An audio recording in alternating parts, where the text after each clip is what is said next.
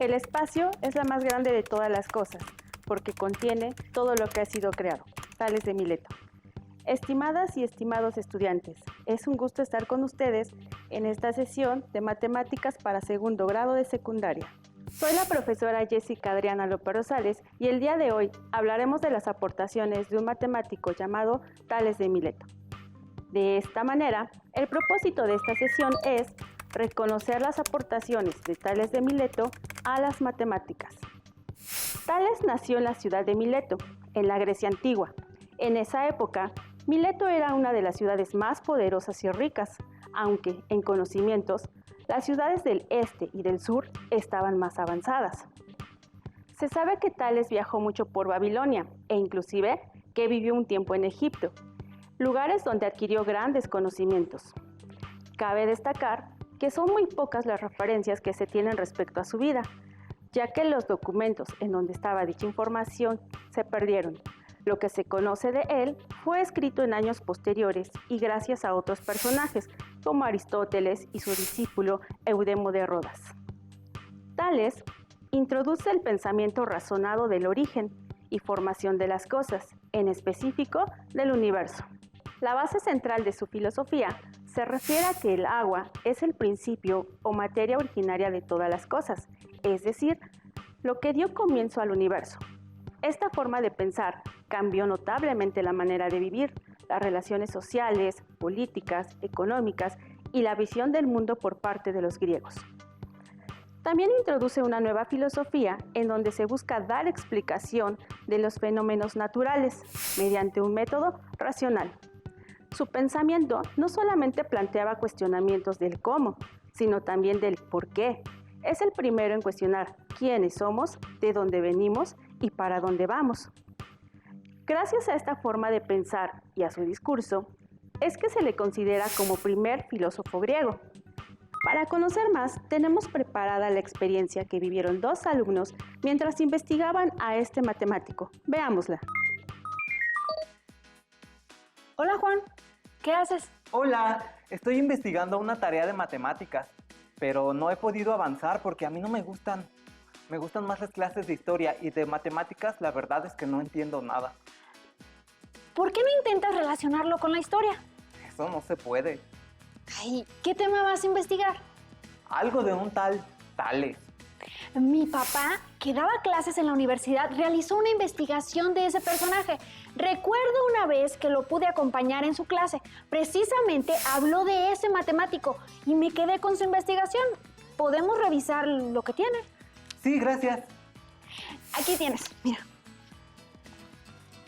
Ahí tienes la información. Dice que Tales fue un filósofo, astrónomo y matemático griego nacido en Mileto, ciudad griega, en el año 624 antes de nuestra era y murió a la edad de 78 años. ¿Nacido en Mileto? ¿Y en dónde queda eso? Ay, mira, mira ahí. Ahí viene un mapa. Se encuentra en Europa.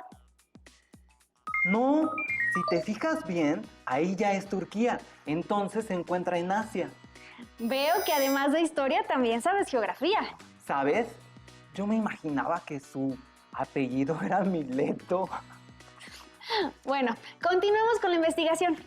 Mira, ese señor sí que era inteligente. ¿Por qué? Lo conocen como uno de los 7 sabios. Sí, porque tuvo aportaciones en diferentes ámbitos, en la filosofía, matemáticas, geometría, astronomía, física, entre otras. Acá se encuentra información de sus aportaciones en cada aspecto. ¿Esperamos a alguien? Voy a ver quién es. Uh-huh. ¡Hola! ¿Qué pasa? ¿Quién es? Se parece al de la foto de la investigación. Pues es él. Buen día. Ustedes no me van a invitar a pasar. Claro, pase, siéntese. Juan, no te quedes ahí. Es que no lo puedo creer. ¿Y ustedes por qué me miren así? ¿Acaso así reciben a sus invitados? Su vestimenta es rara. ¿Qué tiene de raro? Ustedes dos son los que se visten raro. Bueno, ¿van a desperdiciar el tiempo juzgando mi vestimenta? Solamente tengo 1 hora para ilustrarlos con mi sabiduría. ¿En serio? Será un honor, señor Tales. Por favor, ¿nos podría explicar? Pues si nos va a enseñar, ¿le podríamos llamar maestro? Me parece bien. Pues ya que lo tenemos aquí, ¿nos puede contar algunas anécdotas de su vida? Por ejemplo, cuando ganó mucho dinero en la venta de olivas. Claro que sí. Pongan atención. En mis tiempos, las personas consideraban que mis pensamientos o mis conocimientos eran de poca utilidad. Así que busqué una forma de demostrar lo contrario. Yo era muy observador. Gracias a la observación de los vientos, me di cuenta de que venía una temporada con condiciones favorables para la cosecha de olivas. Así que durante el invierno compré todas las prensas de olivas que pude. Y cuando llegó la época de la recolección, las alquilé. Adquirí una gran fortuna al liderar el mercado de producción de aceite de oliva. Con eso demostré que los filósofos podemos ser ricos. Pero mi ambición iba más allá. Para mí, lo más importante era dar explicación de todo aquello que observaba. Obviamente, mi conocimiento se vio favorecido gracias a los viajes que realicé, principalmente a Egipto, Persia y Babilonia. ¿Y es cierto que en una ocasión desvió el cauce del río Alice? Sí, fui muy osado al hacer eso. Recuerdo que esto pasó cuando el rey Creso, el último rey de Lidia, se puso en guerra contra el rey Ciro II de Persia. Yo me encontraba en el ejército y escuché su preocupación por no poder cruzar el río. Así que presenté al rey Creso mi táctica que lo logrará. Cuando le dije que consistía en que el río pasara detrás del ejército, no me creyó. Entonces le expliqué los cálculos necesarios para la construcción de diques. Se puso en marcha mi propuesta. ¿Y qué creen? Lograron pasar sin problema. En un libro leí que los diques son las estructuras de protección costera más ampliamente utilizadas en el mundo. Es increíble que desde esos tiempos ya los usara usted. ¿Nos puede platicar un poco sobre sus aportaciones en la astronomía? Sí. La observación del cosmos era mi pasatiempo favorito. Al observar los cielos, me di cuenta de que había una estrella que podría guiar mejor el camino de los navegantes hacia el norte. Así que les sugerí se guiaran por esa estrella, la llamada estrella polar, que se sitúa en el extremo de la cola de la Osa Menor. Gracias a esas observaciones, también pude percibir que la magnitud del Sol es aproximadamente 700 veces mayor que la de la Luna y que la Luna se encuentra más cerca de nosotros, mucho más cerca que el Sol. ¿Ustedes pueden creer eso? Sí, actualmente hay mucha información respecto al tema. Sí, me imagino. Fíjense que también el 28 de mayo del año 528 antes de nuestra era, pude pronosticar un paso entre la Luna y el Sol. La Luna interfirió en el camino de la luz del Sol y entonces se proyectó su sombra en nosotros. Recuerdo que en aquella ocasión todo se oscureció. Usted predijo lo que llamamos eclipse. ¿Así le llaman a esos fenómenos? Se escucha bonito. Y aún hay más. Bueno, observé que el Sol se movía y de acuerdo a esos movimientos, el clima iba cambiando. Y puse atención en el tiempo en que se repetía un mismo clima y pasaban 365 días.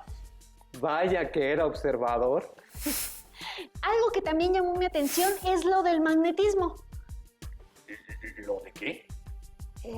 Investigué que la palabra magnetismo se deriva del griego magnetis litos, que significa piedra de magnesia. ¡Ah, sí, sí! Allá en Asia Menor hay un lugar llamado Magnesia.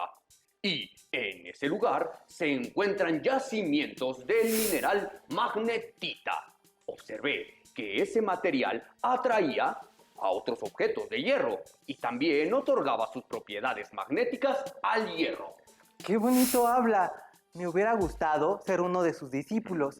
Es usted tan inteligente y yo no logro entender lo que me enseñan en la escuela, y menos en lo que se refiere a matemáticas.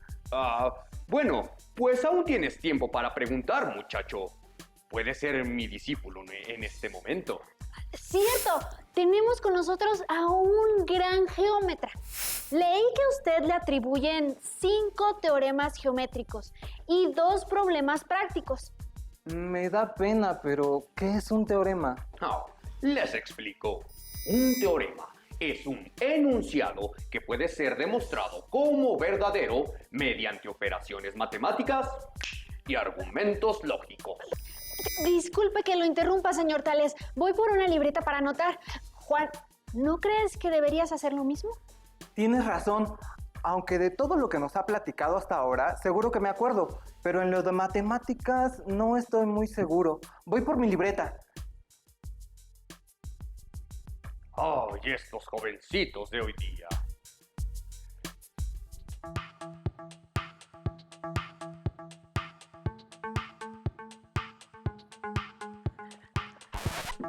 Listo, maestro Tales. ¿Nos puede seguir compartiendo de su conocimiento? Juan, imagínate una quesadilla. ¿Ya la tienes en mente? Bien, queda doblada en 2 partes y esas partes son iguales. Pues bien, en ese ejemplo se encuentra el primer teorema de Tales. No entiendo. ¿Qué relación existe entre una quesadilla y el primer teorema de Tales? Yo tampoco entiendo. Y menos porque... no sé lo que es una quesadilla. Ya sé, en lo que le explica Juan, le puedo traer a probar una quesadilla. ¡Qué amable, señorita! Bien, presta atención, Juan. Algo que también compartí con mis discípulos fue un teorema que afirma que el círculo se biseca por su diámetro. Discúlpeme, pero ahora sí que no entendí nada. Tranquilo. Primero, ¿sabes lo que es un círculo? Ah, eso sí, es fácil. ¿Sabes lo que es el diámetro? Me lo enseñaron en la escuela, pero la verdad no recuerdo. Bueno, entonces te voy a explicar a lo que me refiero con bisecar. ¿Y qué es el diámetro? Bisecar es dividir en 2 partes iguales. Diámetro es el segmento de la recta que pasa por el centro del círculo y une 2 puntos opuestos de una circunferencia. Entonces, mi teorema quiere decir que si trazamos el diámetro de un círculo, quedará dividido en 2 partes iguales. Ah, ahora entiendo la comparación que hizo Anita con la quesadilla. La tortilla representa el círculo y al doblarla por la mitad se está marcando el diámetro. Entonces se divide en 2 partes iguales. Aquí tiene, pruebe.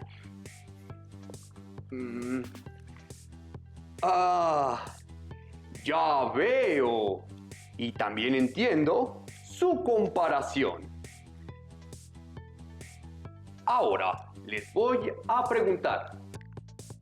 ¿Han visto algo en donde se use un teorema?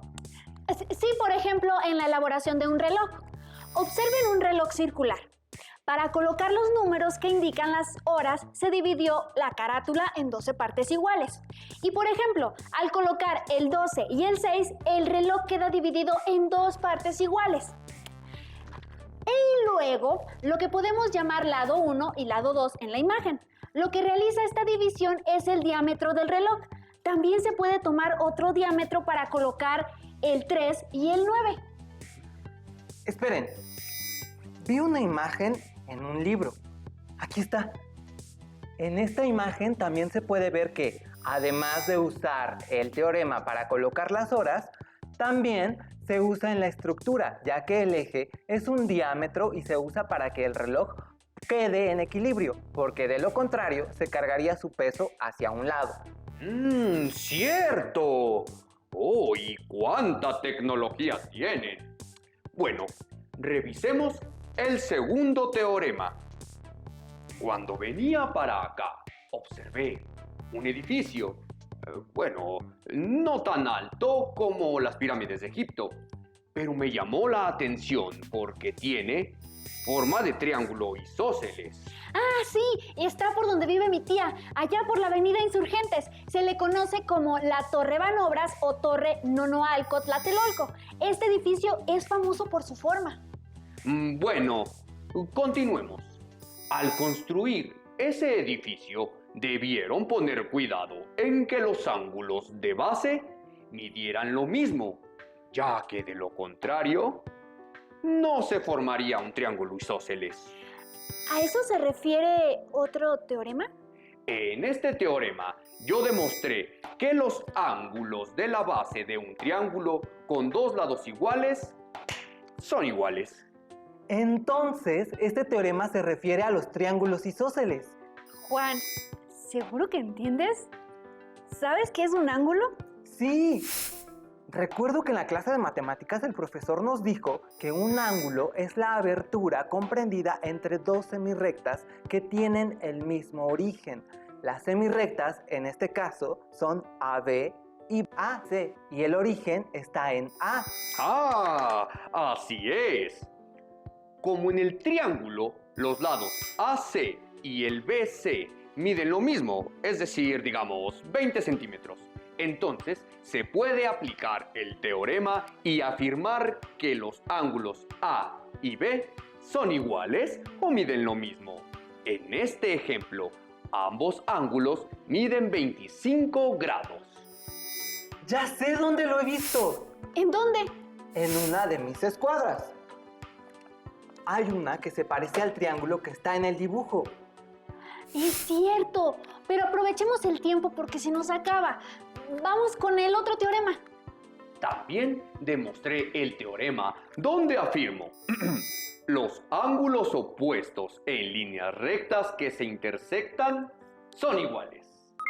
En este teorema se cruzan o cortan dos rectas y en un punto cualquiera el ángulo A mide lo mismo que el ángulo C. Es decir, los dos ángulos marcados con color amarillo tienen la misma medida. Son iguales. Lo mismo pasa con los ángulos B y D, que miden lo mismo. Son los indicados con color verde. ¿Ya vieron la silla? Se cumple este teorema en los ángulos formados por las patas de las sillas, como las de la imagen. Entonces, miden lo mismo. Es cierto, estás entendiendo muy bien. Son muy inteligentes. Continuemos. En el camino vi un objeto en donde algunos niños estaban sentados y se balanceaban gustosos. Pero bueno, ese no es el punto. Lo que observé es que en ese aparato también está presente mi siguiente teorema. Usted se ha de referir a un columpio. ¿Así lo llaman? Bueno, en ese objeto, las bases que lo sostienen tienen forma de triángulo. Los tubos horizontales deben medir lo mismo, aunque estén en lados diferentes. Y los ángulos que se forman con las bases también miden lo mismo, porque De no ser así, ¿Cómo dijiste? Columpio. Sí, eso. Bueno, de no estar como les explico, estaría chueco y los niños no se podrían balancear, por lo que los triángulos que se forman con las bases, aunque estén en lados opuestos, miden lo mismo. A eso se refiere mi siguiente teorema. Es este que dice, si dos triángulos son tales que dos ángulos y un lado de uno son iguales a dos ángulos y un lado del otro, entonces los triángulos son iguales. No le entiendo. Tenga, maestro Tales, en esta hoja está un ejemplo e ilustrado para que le pueda explicar a Juan. Gracias, mi niña. Observa, Juan. Los triángulos... Observa. Los dos triángulos tienen un lado que mide 5 unidades y también coinciden en que adyacentes en ese lado tienen un ángulo de 40 grados y uno de 100 grados. Entonces, podemos decir que estos triángulos son iguales entre sí. Pues así también está fácil. Vamos con otro teorema. Y rápido, porque se les acaba el tiempo, ¿eh?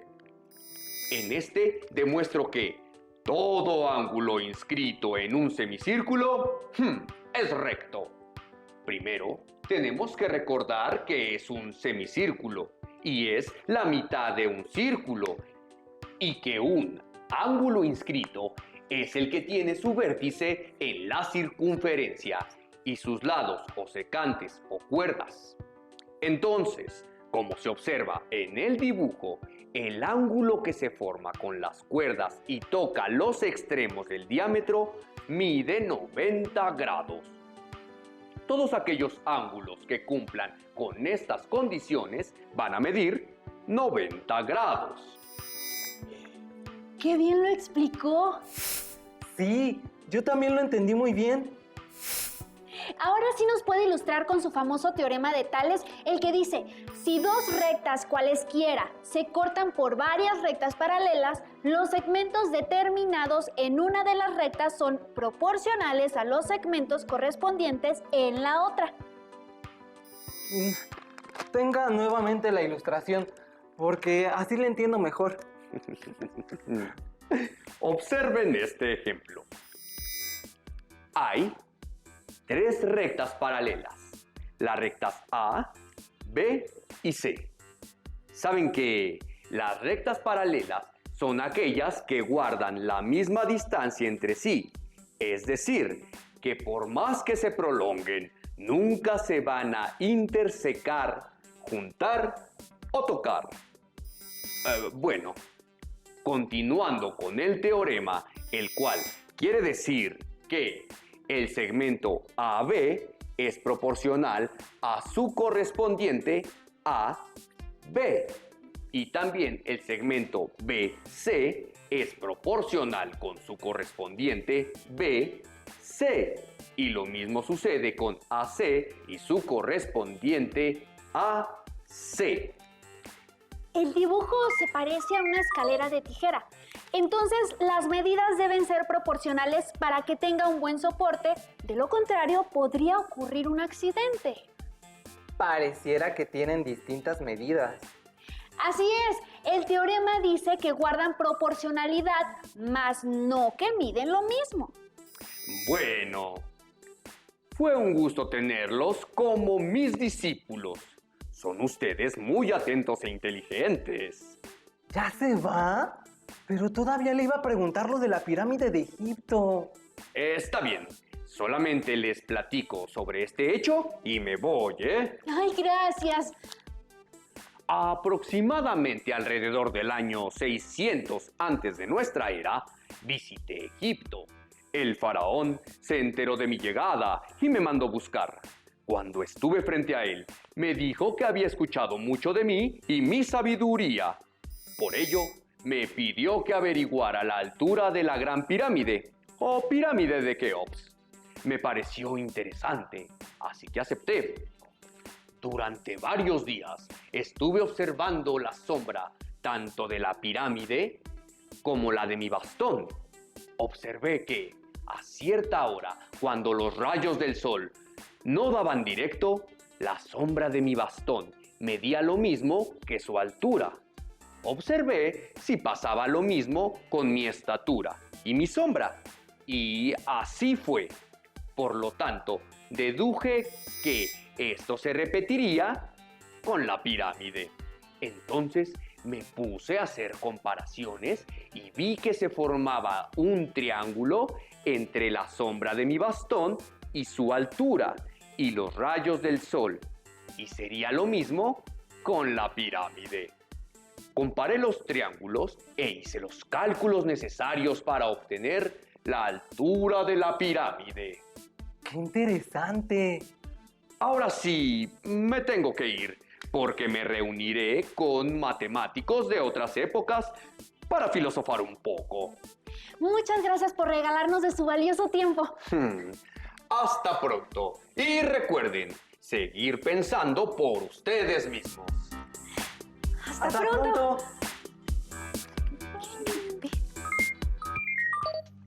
¿Qué les pareció? ¿Ya conocían a Tales de Mileto y sus obras? Quizá tengan la oportunidad de investigar de algún otro matemático. Les aseguro que encontrarán muchas sorpresas. ¡Hasta pronto! Si tienes dudas o necesitas ayuda, llama al Centro de Apoyo Pedagógico a Distancia.